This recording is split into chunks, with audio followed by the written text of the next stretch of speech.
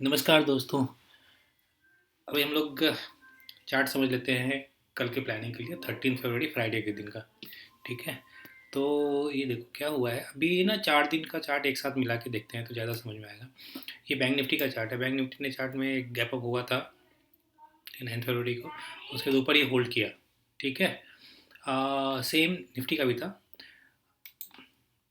देखो निफ्टी ने 9th 10th 11th तीनों दिन एक अप मूव किया। ठीक है।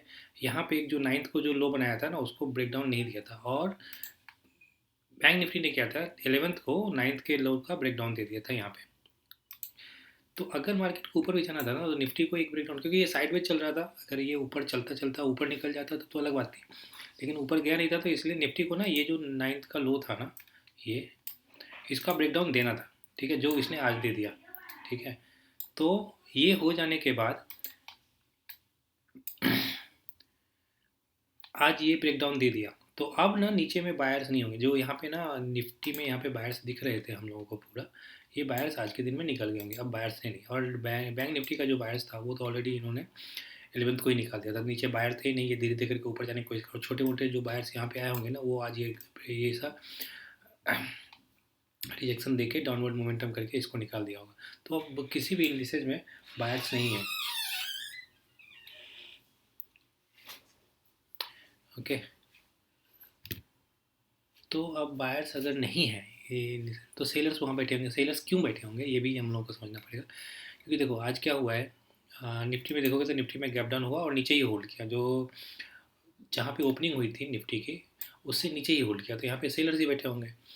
और ये देख के अगर बैंक निफ्टी में किसी ने सेल किया होगा तो उसको भी बहुत ज़्यादा तकलीफ नहीं दिया मार्केट, हालांकि थोड़ा परेशान किया है यहाँ पे, पिछले दिन के हाई को यहाँ पे ब्रेकआउट देने की कोशिश किया है, लेकिन फिर भी वो नीचे ही होल्ड करने की कोशिश किया।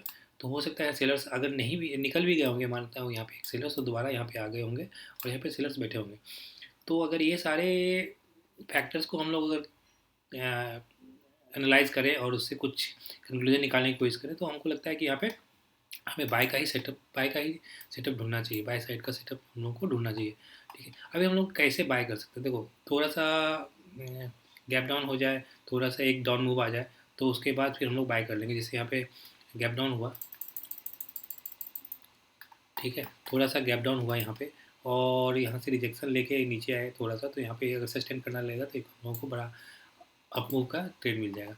गैप अप हो गया, अगर गैप अप हो गया तो फिर एक बार ना संभल के थोड़ा सा दोनों इंडिसेस को देख के यहाँ पे सस्टेन करता हुआ दिखेगा कि एक इंडिस में ब्रेक डाउन हो गया, एक दिन एक इंडिसेस होल्ड करने लगा, तो वहाँ पे अगर सेटअप बनता हुआ दिखेगा तो वहाँ पे हम लोग बाय कर लेंगे। फ्लैट में भी वही रहेगा कि एक इंडिसेस में ब्रेक डाउन हो जाए, एक इंडिसेस होल्ड करने लगे ऊपर की तरफ, तो वहाँ पे हम लोगों को बाय साइड का एक सेटअप मिल जाएगा। वो सेटअप है, वो एंट्री के तैयार है, डायरेक्शन के लिए तो बाय ही दिख रहा है मेरे को। सेल बहुत बड़ा गैप अप हो जाएगा तो फिर एक बार देखा जाएगा कि कैसे सेल करते, वहाँ पे कुछ अगर सेलिंग आ गई तो यहाँ पे, हालांकि बायर के यहाँ पोजीशंस तो है नहीं, अगर गैप अप भी हो गया ना तो क्या होगा, थोड़े बहुत सेलर्स के स्टॉप लॉस क्रिएट करके मार्केट ऊपर चलेंगे। तो प्रेफरेंस हम लोगों का बाय साइड का रहेगा। सेल करने के लिए बहुत ज़्यादा अगर कुछ नहीं मिल पाया तो फिर देखा जाएगा कैसे हम लोगों को सेल करना, लेकिन प्रेफरेंस हम लोगों का बाय साइड रहेगा। बाय कभी करेंगे जब सेटअप मिलेगा, यानी एक इंडेक्स होल्ड करने लगेगा, एक इंडेक्स होल्ड करने लगेगा और एक इंडेक्स में कहीं पे ब्रेक डाउन होने लगेगा, फिर सस्टेन करने लगेगा, तो फिर हम लोग वेट करके आराम से बाय करने की कोशिश करेंगे। ठीक है, ये है कल का प्लानिंग। आज के लिए इतना है, मिलते हैं अगले वीडियो में। Thanks for watching.